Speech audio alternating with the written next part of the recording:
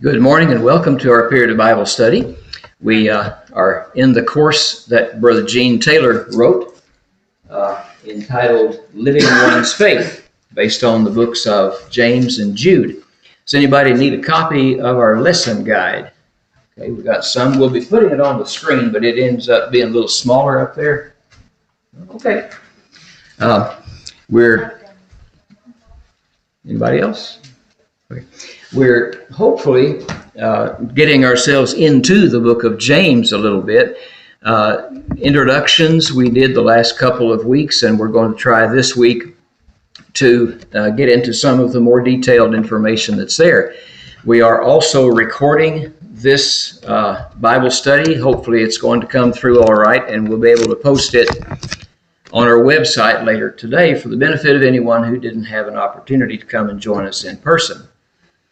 If you remember, we had quite a discussion, did some research about who the author of this book was, and that was one of the first things that we started out with, looking at who might be a proper subject for the choice of our author for the book. I mean, James is a pretty common name, and so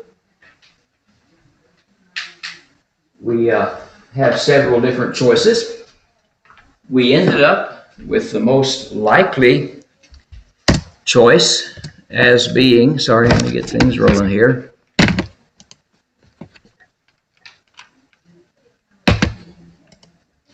We ended up with the most likely choice being the brother of Jesus, James, who was the brother of Jesus and also the brother of Jude later on.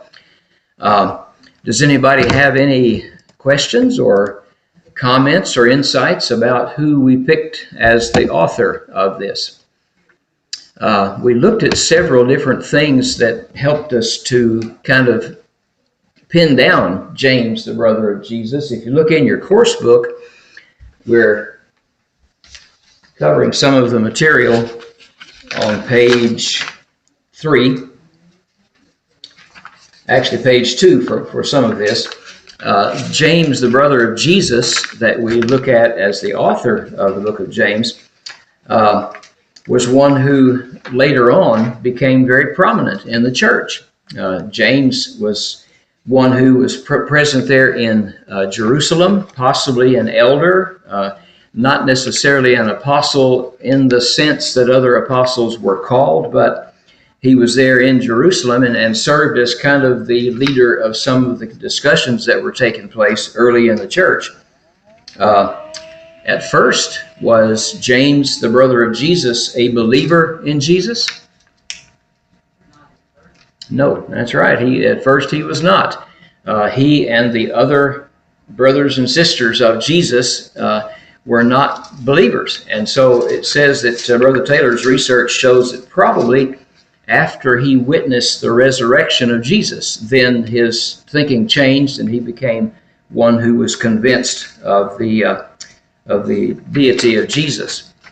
So we move along a little bit, and we want to look at some of the things that bring us to this particular book here, the book of James, as being one which is very likely written by a person like James, even if it isn't exactly James, which we think it is, but James would have been from a Jewish background, wouldn't he? As the brother of Jesus, he was not a Gentile. He was rather steeped in Jewish knowledge and tradition, you could say.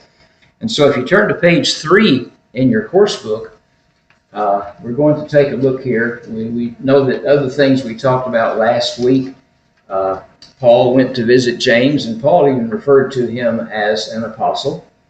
Let's see, he was also present there in Jerusalem and with the elders when Paul came to deliver the gifts that had been collected for the needy saints in Judea.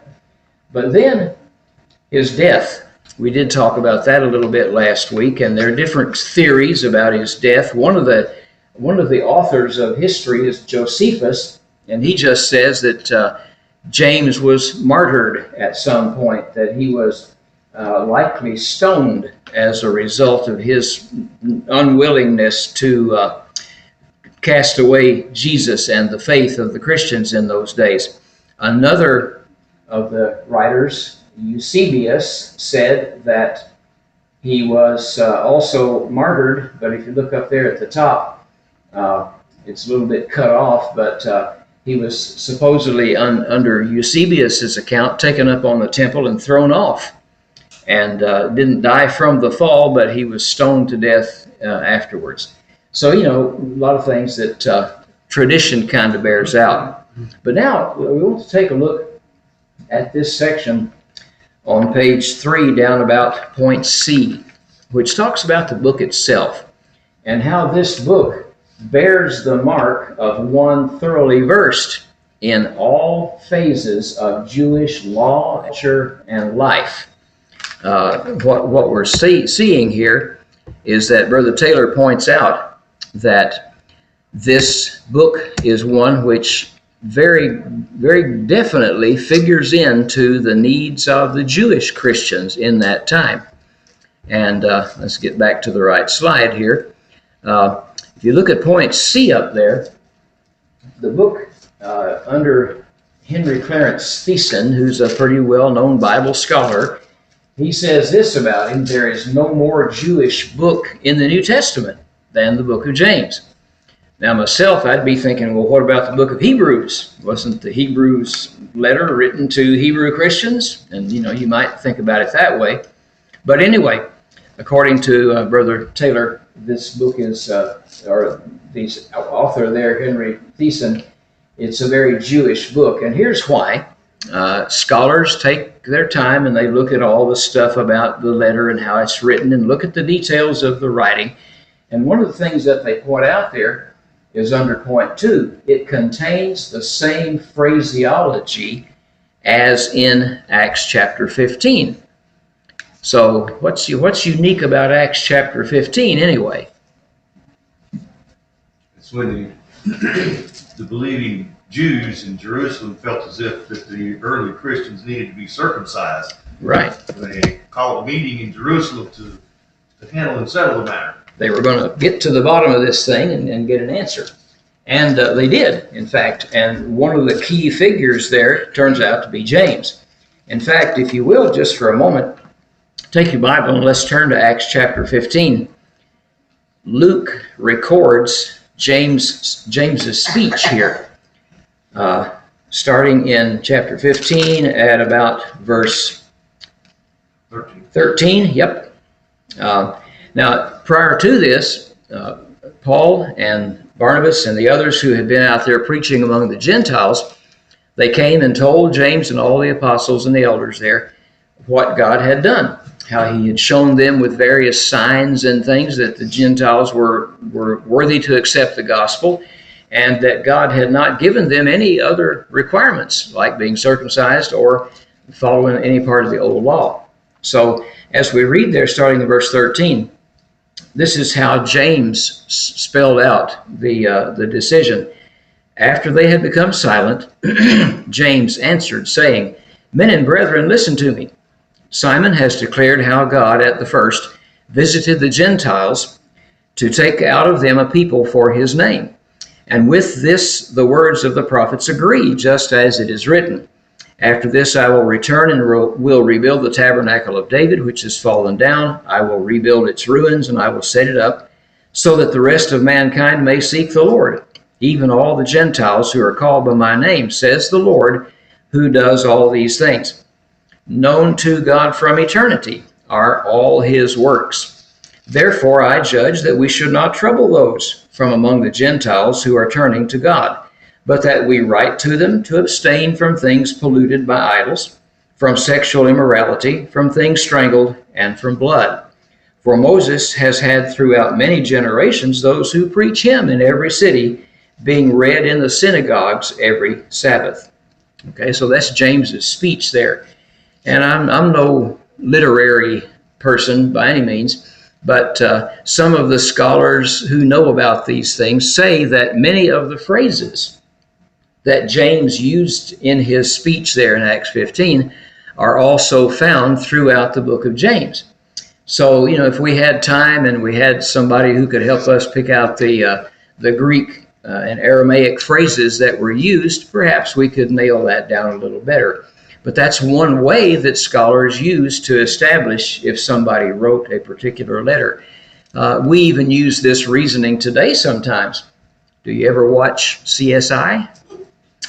I mean, they can take something that a suspect wrote and compare that with something that a known person wrote, and they can tell if it's the same person or not. Maybe not just the handwriting itself, but sometimes the way the words are put together, the phrases that are used, and the background knowledge and such as that. Anyway, it's something that it is probably a good way to establish the authorship of this book. But let's go down further, down to point 3.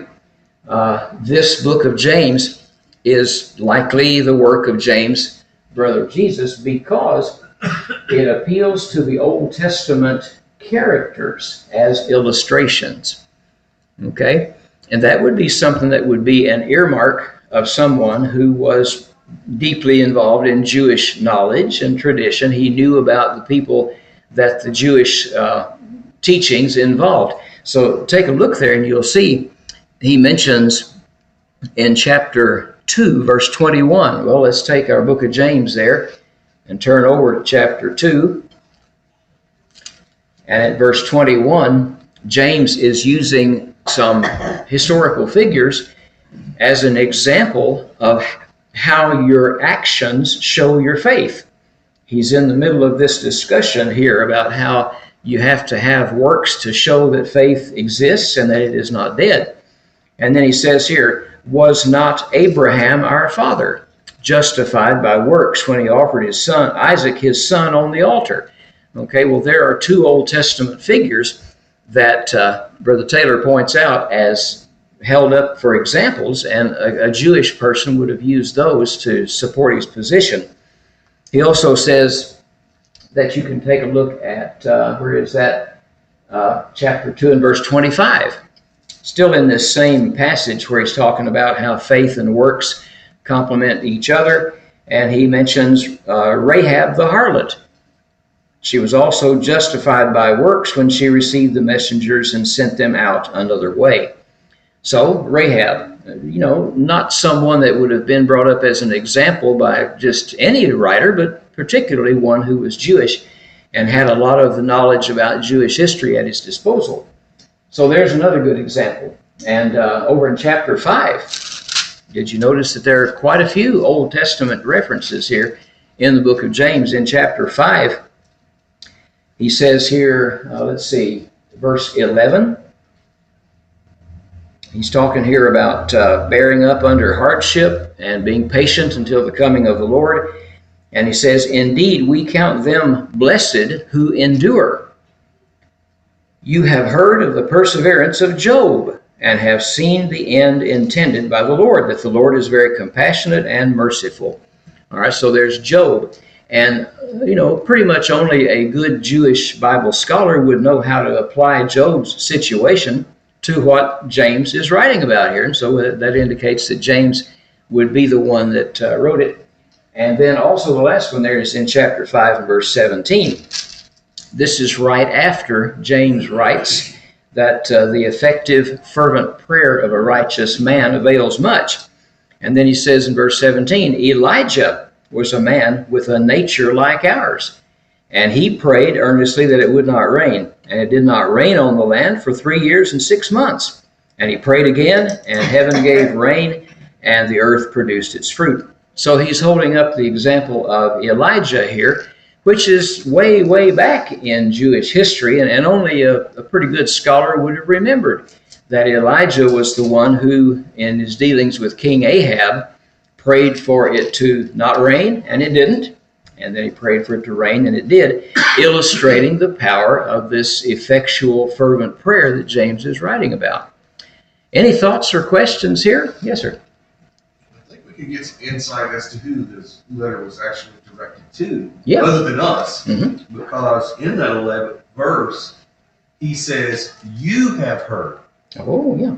So Mm-hmm. they would have an understanding of what he's telling them. Exactly. Yeah. So obviously it's not directed necessarily to the Gentiles who may not have all of this knowledge. Yeah. But he says, you have heard. And then when you get to the 17th verse there, where he talks about Elijah, Elijah was a man with a nature like ours. Yeah. And if you'll notice, Paul and Barnabas speaks the same thing back in Acts 14, just before this incident in Jerusalem. Right, before the council. Where, hang on, let me see. It's there. Well, I've lost it, but it's in the 14th chapter. In the 15th verse. Men, why are you doing these things? We also are men with the same nature as you. There you go. And preach to you that you should turn from these useless things to the living God who made the heaven, the earth, the sea, and all things in them. Yeah. So Paul's preaching was, directed toward that same nature, but he uses, like James, the word here, our nature.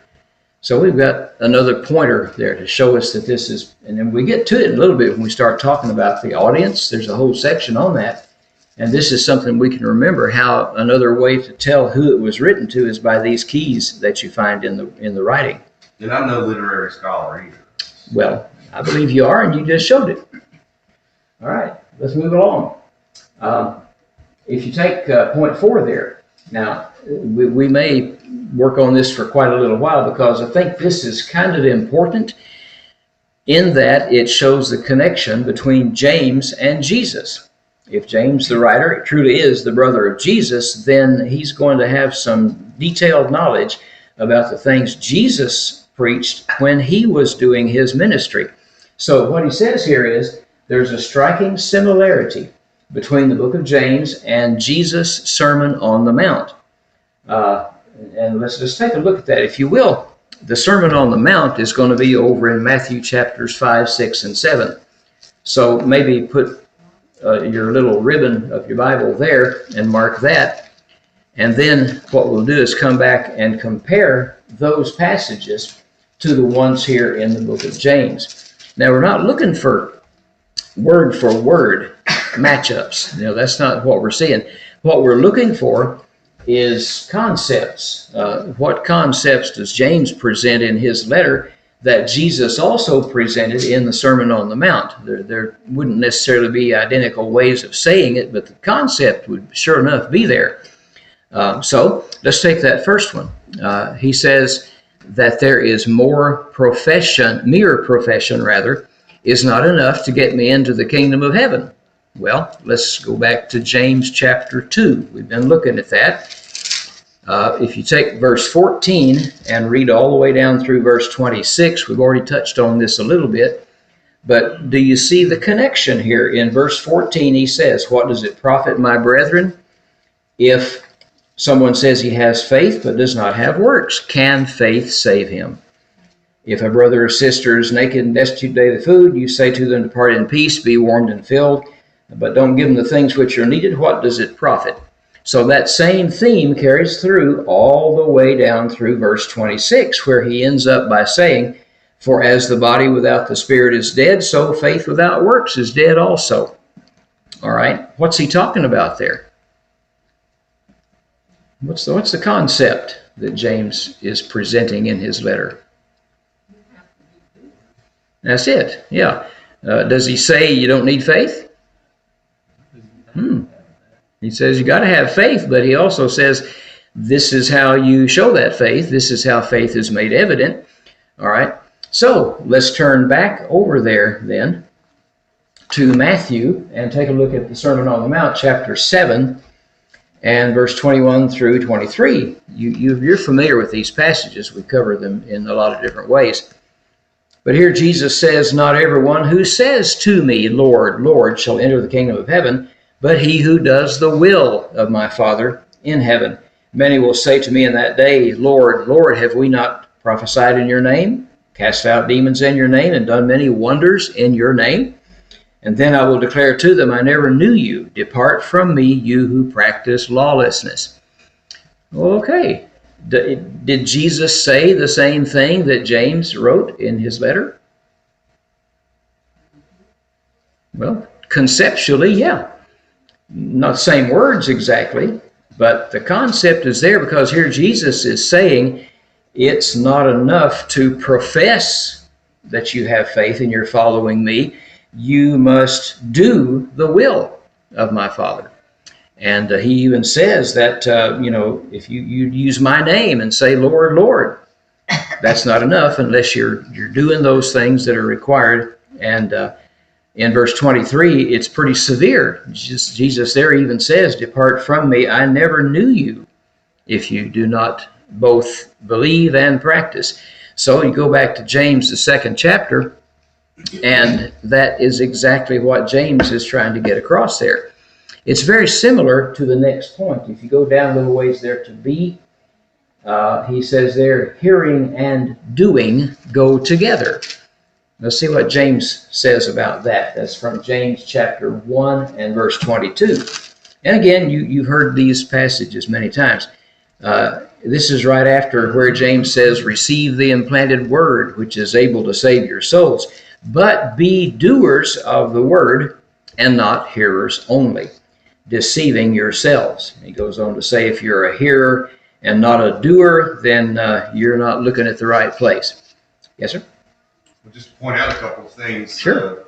Back in Matthew 7:21, Uh-huh. even all the way down to verse 22, there's some verbiage there that Jesus uses. He goes, that he who does the will of the Father. Mm-hmm. And if you go all the way down to verse 34, he says, and does them. Yeah. So he uses that. And then Paul wrote in Romans, the 2nd chapter, verse 13, he says, for not the hearers of the law are just in the sight of God, but the doers of the law will be justified. Right. So they all use that same concept. We're seeing the concept of hearing or knowing and then doing what you're told. And that fits with point B there too. Matthew 7, you remember what section that covers? That's Jesus teaching about the builders, right? Building on the sand and building on the rock. And of course, Jesus' illustration there is not about building a house, but here's what he says. Whoever hears these sayings of mine and does them, I'll liken him to a man who built his house on the rock. He's a wise man. And Jesus goes on to say that's what he's like. And then he likens those who hear but do not do these sayings to the foolish man who built his house on the sand. So he's using builders and rocks and sand, but the real concept is you must hear and do to get the benefit of what God is telling you. All right. So do you think it's possible maybe that James heard some of these statements Jesus made and incorporated that into the way that he styled his letter? I think he probably did. He would have remembered what Jesus taught. And remember, they were brothers, so yeah. I mean, they were sex in their stuff, probably. Likely to have a lot of contact, even though, we said for a long period of time there, James was not a believer in Jesus being the Son of God, but something was moving him toward that, something was pushing him along to make that decision. Anything else? If you find other insights, please. Let's take a look at point C there. The character of a person is made evident by his actions. Yeah, let's talk about that. Let's go back to James again, this time in chapter 3. And if I remember right, chapter 3 there, beginning about verse 11, James has just finished talking about the tongue, writing about the tongue, how you have to control it, and so on. And then he says here, does a spring send forth fresh water and bitter from the same opening? Can a fig tree, my brethren, bear olives, or a grapevine bear figs? There is thus no spring yields both salt water and fresh. All right, so if you look there at verses 11 and 12 in James's letter, the concept is what? What in the world is he talking about? Spring water and figs and grapes? What's the concept that he's getting at? Good and evil. Okay, some good and evil. How, in what respect?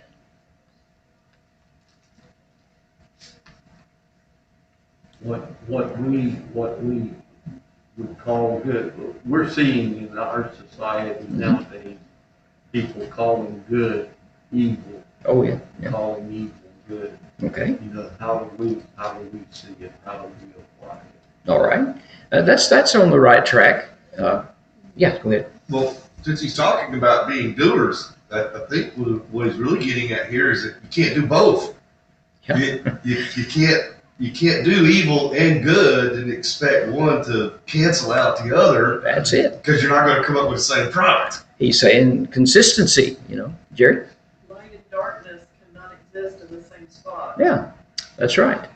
So James is just using common examples. I like the thing about the spring, because I've been to a spring up in the mountains of New Mexico. We used to travel past that spring every time we'd come to Arkansas to visit. And you could jump out of the car and drink from that spring, and it was just so perfect. It was tasty and just cool, and it was wonderful. What would have happened if we had stopped and all of a sudden that water was bitter? You wouldn't be drinking. Our concept would be changed, wouldn't it? You wouldn't stop there again. Exactly. We'd change our behavior. That spring would no longer be a source of joy. It would be a source of yuck. Let's avoid it. Well, he's trying to do the same thing here. And so James's concept is this, that if you are going to be consistent in your expression of faith, what does he say up there? Your character is made evident by your actions. So if you're a true believer and you put forth the good water from the spring or the good fruit, then that illustrates what's inside you. All right, what did Jesus say about that? Go back to Matthew chapter 7. And this in verse 16, he's talking here about trees and fruit, isn't he? And so he says the same thing. He's just mentioned in verse 15 about false prophets who come to you in sheep's clothing, but they're ravenous wolves.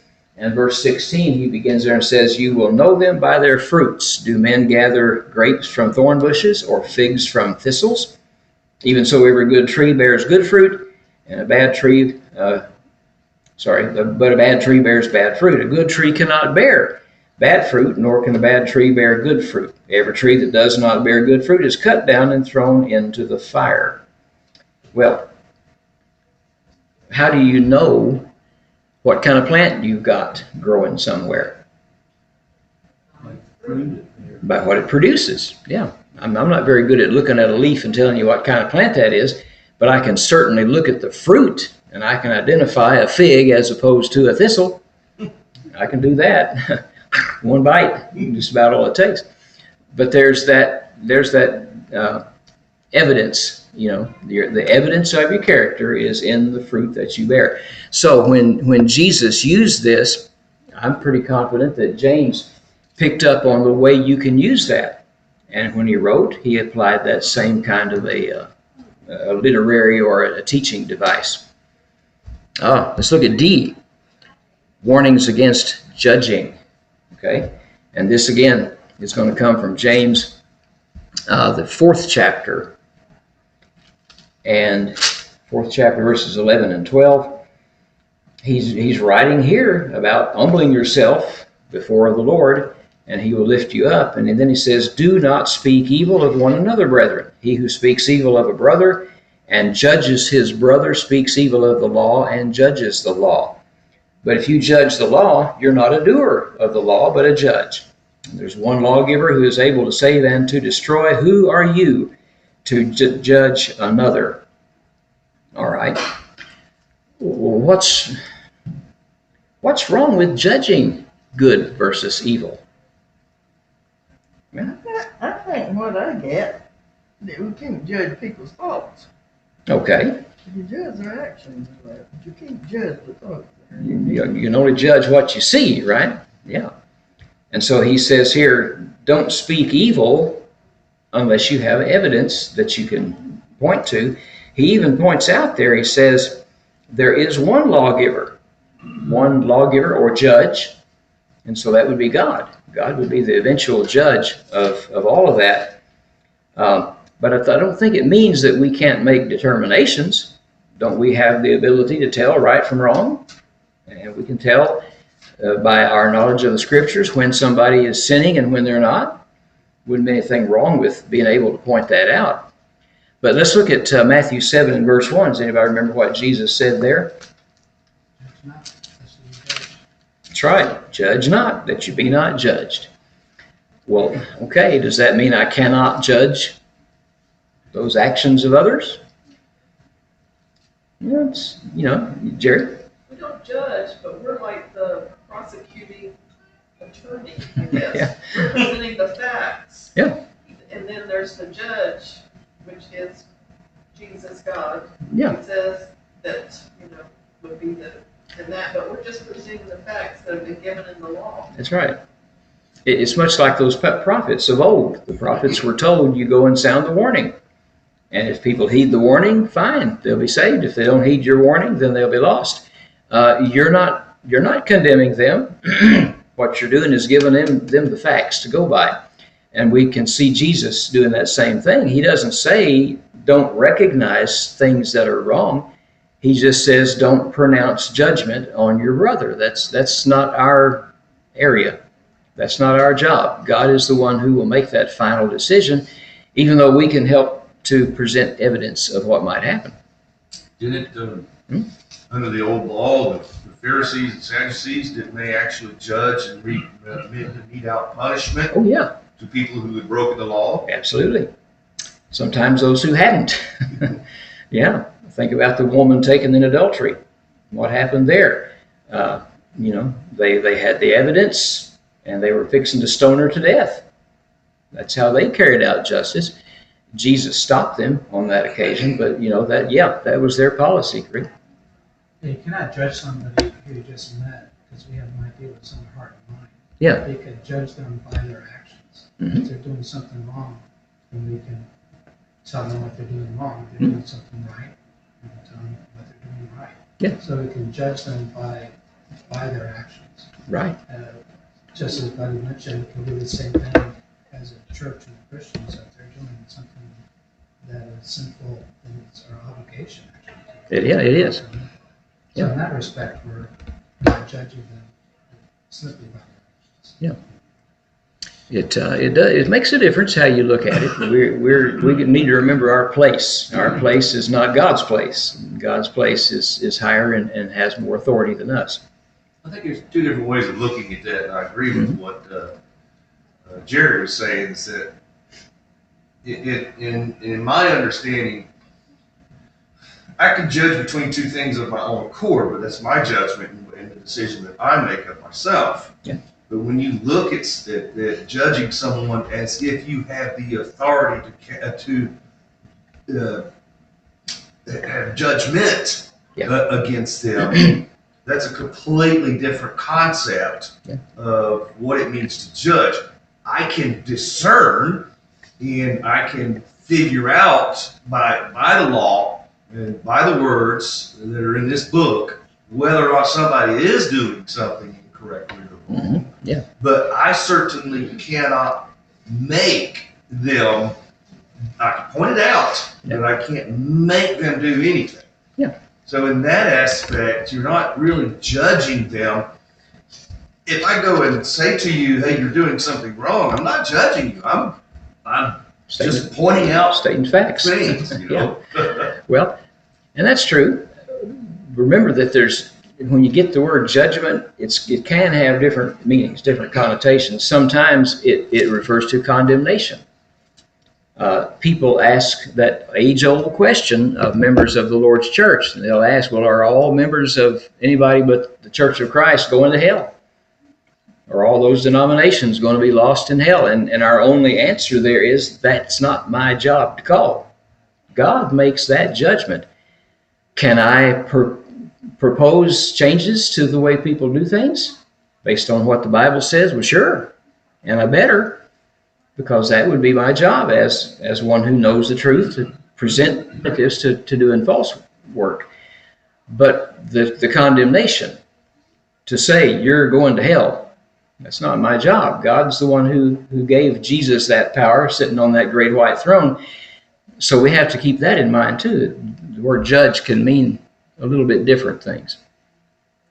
Anything else there? We got about 2 minutes. And we'll probably want to take up here the last couple of things on this list next time, because James touches on some very similar things to what Jesus said in the Sermon on the Mount about possessions, about wealth, and about what you have. And those are key elements in James's letter and also in Jesus' sermon. Any final comments or thoughts as we wrap up?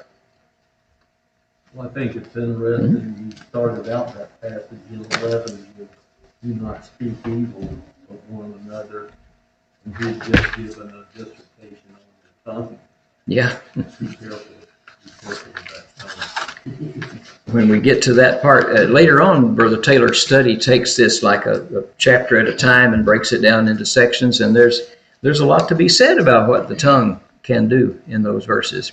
But then you see how James applies it from just what you say to the way that your life is shown by what you say and do. Okay, well, thank you for your attention and for your input, and we'll stop there for next time.